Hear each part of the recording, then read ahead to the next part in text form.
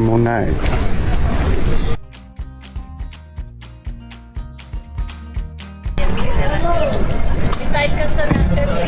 Uy,